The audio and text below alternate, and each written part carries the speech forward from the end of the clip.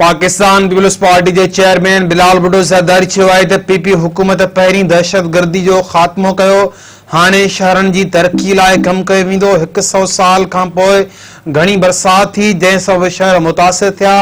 संदन कोशिश आहे त नालनि जी सफ़ाई ईमानदारी सां थिए ऐं हिकु घर बि मुतासिर न थिए।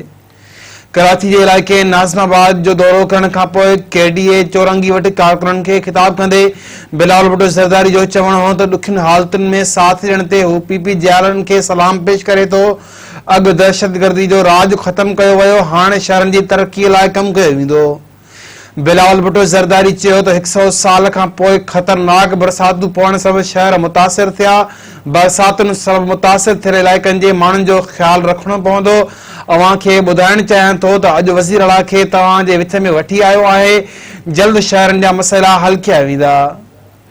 हुन चयो त ग्रीन लाइन मनसूबे सबबि ड्रेनेज सिस्टम खे नुक़सान थियो आहे। ईंदड़ वक़्त में नालनि जी सफ़ाई में इंसाफ़ कयो वेंदो।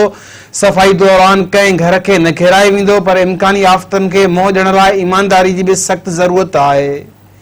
बिलाल भुट्टो ज़रदारी जो वधीक चवणु हो त हुननि खे अवाम जे साथ जी ज़रूरत आहे। उमीद आहे त जीअं शहीद बेनज़ीर भुट्टो ज़रदारी साथ ॾिनो वियो त ईअं संदन साथ ॾिनो वञे। सिंध जी तरक़ीअ लाइ वफ़ाक़ खां NFC अवार्ड विड़ी बि वरितो ईंदो।